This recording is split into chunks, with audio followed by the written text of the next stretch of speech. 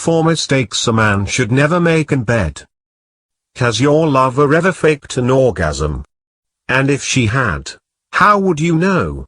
Up to 80% of women fake it, according to a study from the University of Central Lancashire. What does this tell us? A whole lot of men are making some big mistakes in bed that are leaving their partners unsatisfied. What's more, often us men have no idea that this is even happening. Read on to see if you're making any of these common sexual faults and learn what you can do to turn those faked orgasms into real ones.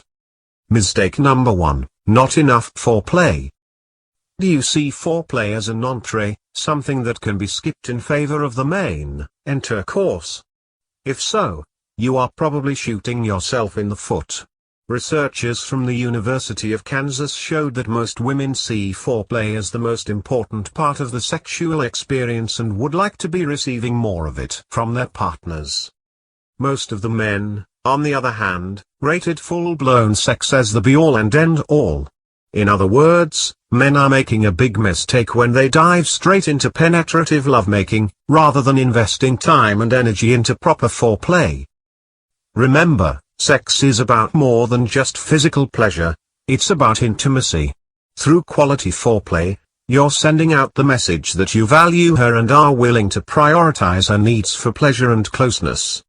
Beyond that, foreplay causes a burst of the love hormone oxytocin, in both women and men. This means that both of you will be left feeling safer together and more in love, important foundations for spectacular sex. Mistake number 2, holding on when you can't anymore. As men, we are hardwired to orgasm before women, who often need more time to become fully turned on and into the swing of things. This means that we may find ourselves moments away from finishing only to notice with dismay that our partner isn't quite there. What happens next? One common mistake is to try doing everything in your power to hold on past the point of no return. In trying to stop the inevitable, lots of men become tense and disconnected. Some of us will shut our eyes, tighten our bodies, and imagine that we are having tea with our grandparents, anything to extend the moment. Some people become awkwardly ashamed and overly apologetic, and some of us become overly concerned about this happening again, which leads us to change how we behave in bed more generally. For example, you might become nervous before sex, trying to stop your partner from connecting with you and stimulating you sexually, because you worry that this might make you finish too soon. What's the problem with this sort of behavior? Firstly, it doesn't help prolong your orgasm and can even make the problem worse. Secondly, you think your partner won't notice how tense you are and that this won't affect her? Think again, sex is the most intimate experience we can have. You are literally inside your partner's body. What this means is that your anxiety can make your partner feel equally uncomfortable, self-conscious, and inhibited in the bedroom. By trying to hold on when you can't anymore, and by becoming overly apologetic about it, you are likely turning sex into an awkward, uncomfortable, and short-lived experience.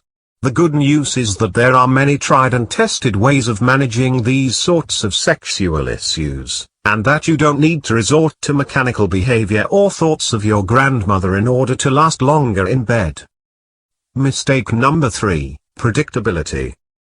Just because it worked once, it doesn't mean that she's craving the same thing next time around. The parts of your partner's body that will respond best to sex change according to their mood and hormonal cycles, so it's best to stay creative and try something new every now and again. Apart from that, if she can always predict what we're going to do in bed, this can make for a tedious and unstimulating sex life. Don't let lovemaking become a mechanistic chore. We're not talking about preparing dinner or brushing your teeth here. If you want to branch out and make your sex life more exciting, don't be afraid to be adventurous. This might involve trying new sex positions, different types of foreplay, and being more spontaneous in terms of when and where you choose to have sex. Being attentive or romantic in non-physical ways can also make things more exciting. Think surprise dinners, flowers, chocolates, and bubbly. Finally, when you're trying new things, remember to check in with your partner to see how she's responding. Use her as your guide to what is working and what isn't. Mistake number 4, keeping quiet. Some men choose to stay silent when it comes to sex. This might happen if we feel awkward, if we haven't had a chance to develop a vocabulary about our sex lives, or if we're simply out of touch with what's happening in our bodies.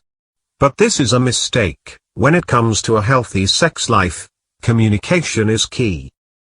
One study has shown that more sexual communication equals a more satisfying sex life and a stronger relationship. Not only does speaking up make it easier for each of you to have a sense of what makes each of you tick, communication helps you to feel more in tune with one another. Staying silent is a mistake because this can cause your partner to feel disconnected from you. She may also assume that you're uninterested or not enjoying the experience. How can you communicate more in the bedroom? While you're having sex, be sure to give her feedback, verbal and non-verbal, about how you're feeling, what feels good, and what you want more or less of. What about when you're not in the bedroom? It can be very empowering for couples to have a frank conversation about their sex lives. This also gives us a deeper understanding of what our partner enjoys and how the experience can be made more exciting and fulfilling for both you. Summing up. Everyone messes up from time to time. We're only human, after all. But the statistics show that our partners would rather not hurt our feelings by telling us what we're doing wrong. Instead, they might be faking it and allowing mistakes in the bedroom to continue. It's important, then, that us men avoid these sorts of common blunders in bed. This means that we can no longer afford to be committing the sexual sins discussed in this article anymore.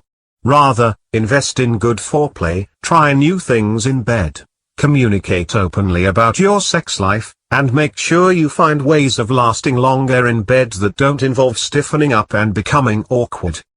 Beyond this, make sure that you're responsive to your partner's needs, so that you can avoid making any other mistakes that might be a turn-off for her especially.